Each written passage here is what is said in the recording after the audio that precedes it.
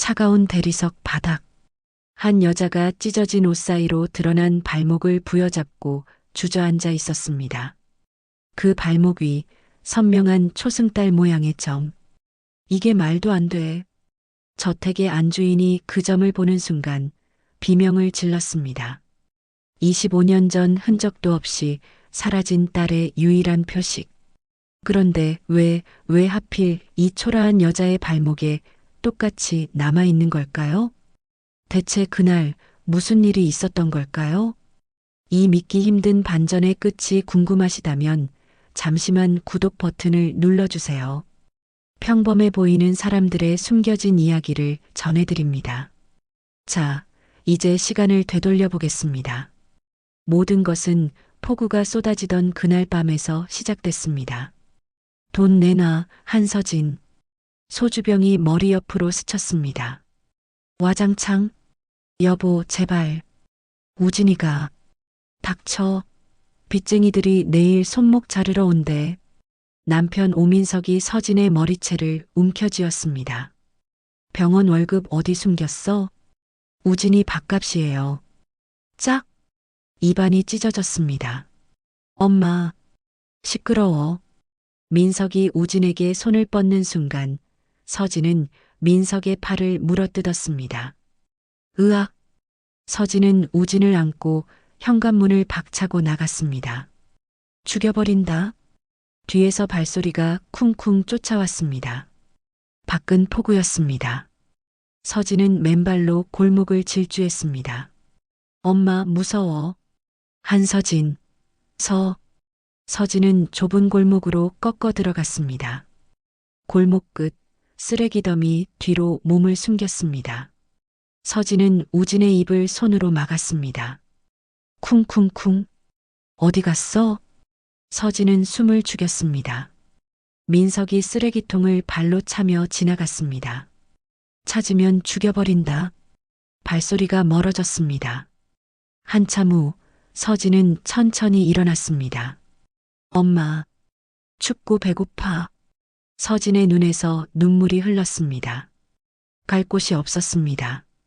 그때 우르르 쾅!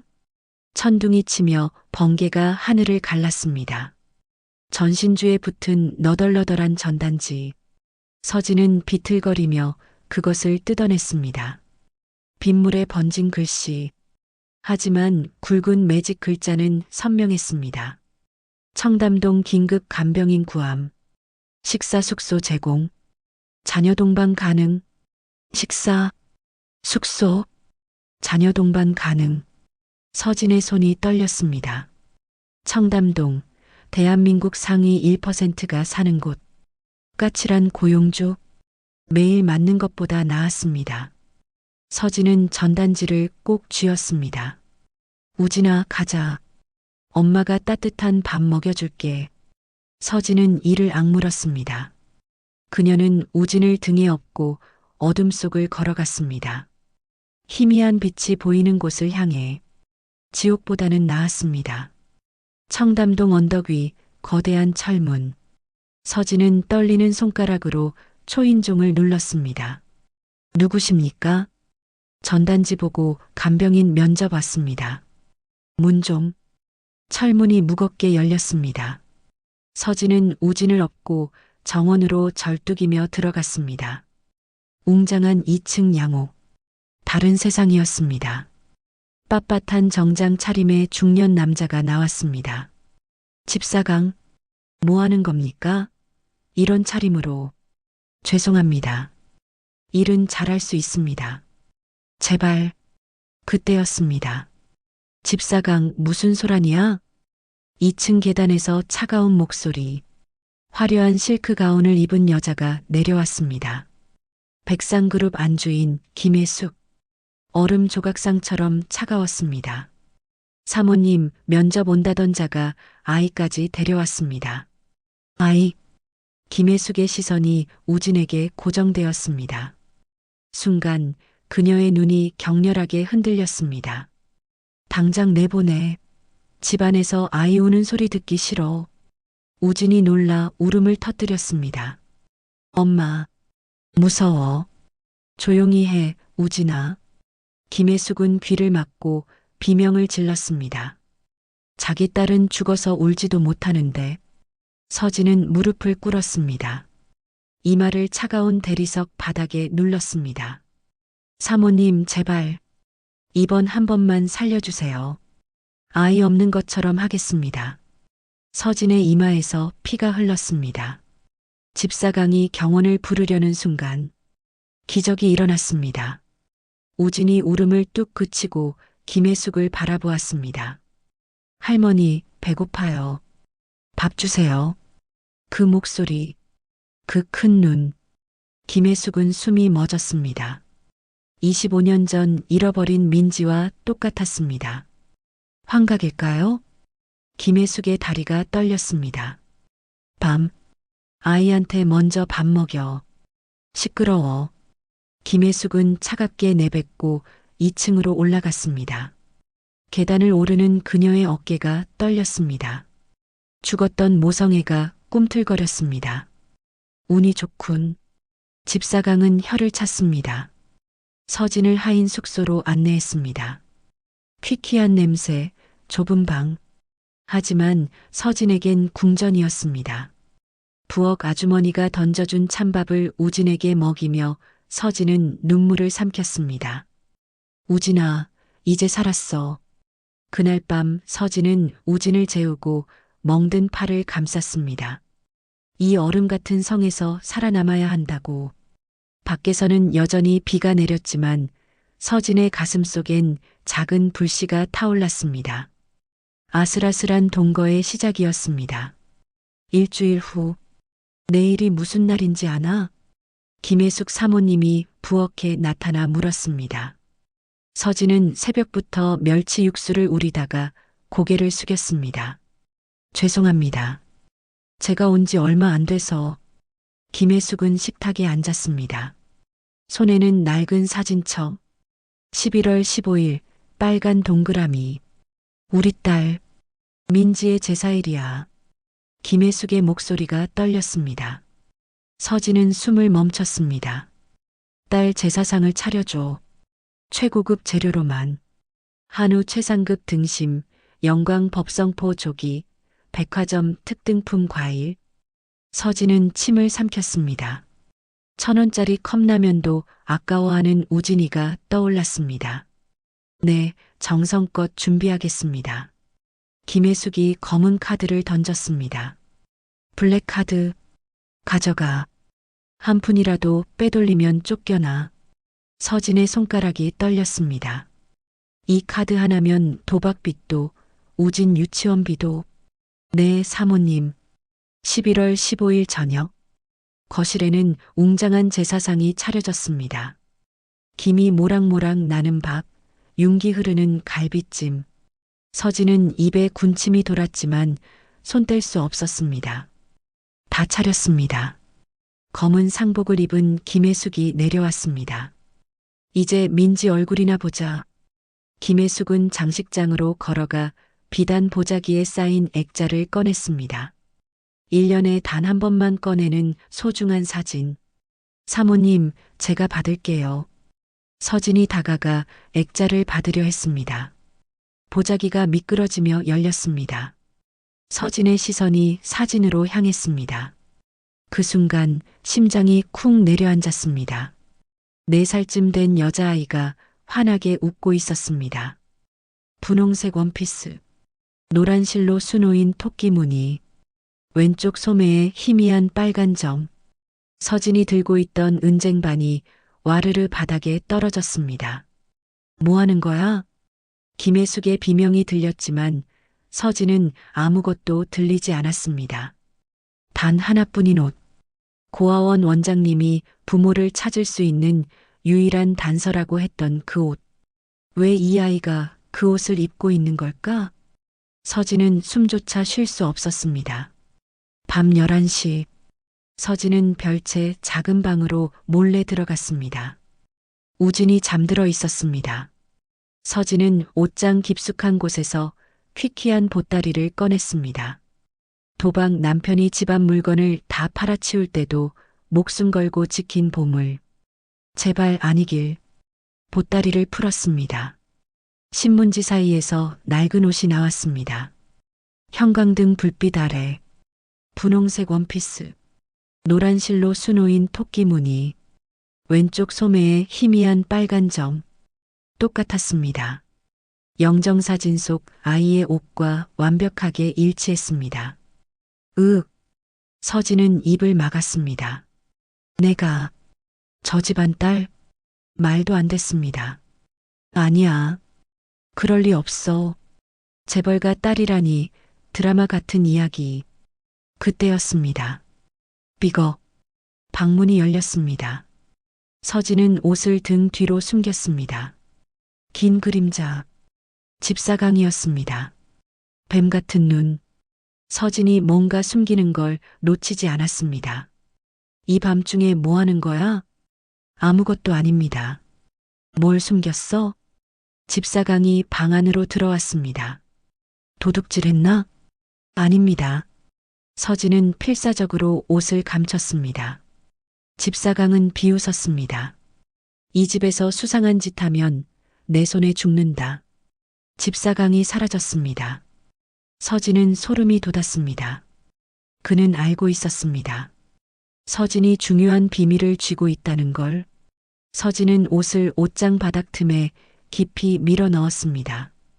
들키면 안 돼. 도둑으로 몰릴 거야. 서진은 우진을 껴안고 웅크렸습니다. 창밖으로 천둥이 쳤습니다. 거대한 저택의 어둠이 서진을 삼킬 듯 했습니다. 제사 다음 날 아침, 박재훈 회장이 2층에서 내려왔습니다. 환갑이 넘었지만 눈빛이 날카로운 남자. 아침 먹자. 회장이 제사상에 남은 호박죽을 한 숟가락 떠 입에 넣었습니다. 씹는 동작이 멈췄습니다. 은은한 단맛, 고소한 깨향, 미세하게 씹히는 잣가루. 집사강. 네, 회장님. 이 호박죽 누가 만들었나? 새로운 간병인입니다. 이건 우리 집 비법인데 호박죽에 잣가루를 넣는 건 25년 전 딸 민지가 싫어해서 김혜숙이 몰래 넣었던 비법. 회장의 시선이 서진에게 꽂혔습니다. 넌 어떻게 이렇게 만들었나? 서진은 입술을 깨물었습니다. 그냥 감으로 만들었습니다. 감으로? 인터넷에서 봤어요. 서진은 황급히 고개를 숙였습니다. 회장은 한참을 서진을 바라보다가 시선을 거뒀습니다. 가봐. 서진은 주방으로 도망쳤습니다. 하지만 회장의 시선이 따라왔습니다. 저 어깨, 저 걸음걸이가 왜 이렇게 익숙할까? 오후 2시, 김혜숙이 낮잠 자고 서진이 장 보러 나간 사이, 집사강은 별채 하인 숙소로 향했습니다. 낡은 옷장을 뒤졌습니다. 바닥 틈, 신문지에 쌓인 보따리, 펼쳤습니다. 분홍색 원피스, 토끼 무늬, 왼쪽 소매에 빨간 점. 집사강의 눈이 커졌습니다. 25년 전 민지가 실종되던 날 김혜숙이 외쳤던 말. 토끼, 우리 민지 토끼 원피스 입고 나갔어. 영정사진 속 바로 그 옷. 설마 살아있었나? 집사강의 등에 식은땀이 흘렀습니다. 저 여자가 진짜 민지라면 20년간 횡령한 돈 모든 게 들통날 것입니다. 절대 안 돼. 집사강은 토끼 원피스를 품에 감췄습니다. 증거를 없애야 했습니다. 그리고 저 여자를 쫓아내야 했습니다. 집사강은 2층 사모님 방으로 올라갔습니다. 드레스룸, 보석함을 열었습니다. 김혜숙이 가장 아끼는 루비 반지, 회장이 결혼 30주년 기념으로 준 반지. 집사강은 그것을 집어들었습니다. 서진의 낡은 가방 속 깊은 곳에 밀어 넣었습니다. 이제 끝이다. 집사강은 차갑게 웃었습니다. 완벽한 함정이 완성되었습니다. 내 반지가 없어. 김혜숙 사모님의 비명. 루비 반지가 사라졌어. 회장이 내려왔습니다. 집사강이 침착하게 끼어들었습니다. 사모님, 새로운 간병이니 당장 뒤져. 경비원들이 별채로 달려갔습니다. 서진이 장보고 돌아왔습니다. 거실엔 냉기가 흘렀습니다. 경비원이 서진의 가방을 들고 있었습니다. 발견했습니다. 가방 속에서 번쩍이는 루비 반지. 이게 왜? 서진의 얼굴이 새하얘졌습니다. 변명해봐. 회장의 목소리가 차갑습니다. 저 정말 몰라요. 증거가 있는데? 집사강이 차갑게 웃었습니다. 아닙니다. 서진은 무릎을 꿇었습니다. 경찰 불러. 그때 쾅! 현관문이 박살났습니다. 술 취한 남자. 거기 있었구나. 한서진. 오민석이었습니다. 당신 사설탐정 고용했지. 민석이 서진의 머리채를 움켜쥐었습니다. 집 나간 마누라 찾느라 돈이 얼마야? 놓으세요. 회장이 소리쳤습니다. 저 남자 제 앞에. 경비원들이 달려들었지만 민석은 서진을 끌었습니다. 2년이 내 돈 들고 도망쳤어요. 아빠, 엄마나 줘. 우진이 매달렸지만 민석이 발로 찼습니다. 우진이 벽에 쓰러졌습니다. 우진아. 서진의 이성이 끊어졌습니다. 서진은 민석의 팔을 물어뜯었습니다. 으악! 민석이 서진의 옷깃을 거칠게 잡아당겼습니다. 찢어지는 소리. 서진의 티셔츠가 갈라졌습니다. 창백한 어깨가 드러났습니다. 그 순간 샹들리에 불빛 아래 서진의 오른쪽 발목, 초승달 모양의 점, 검붉고 또렷한 점, 2층 계단의 김혜숙이 그 점을 봤습니다. 시간이 멈췄습니다. 저게 김혜숙의 입에서 신음. 25년 전 사라진 딸 민지의 유일한 표식. 오른쪽 발목에 초승달점. 으악. 김혜숙의 비명이 저택을 채웠습니다. 멈춰. 김혜숙이 계단을 굴러 내려왔습니다. 손대지 마. 김혜숙은 서진의 발목을 부여잡았습니다. 이 점. 민지야? 떨리는 손가락이 초승달점을 쓰다듬었습니다. 회장도 다가왔습니다. 여보, 이건 우리 딸 점이에요. 당장 DNA 검사. 새벽 2시 의료팀이 출동했습니다. 구강조직 채취. 4시간이면 나옵니다.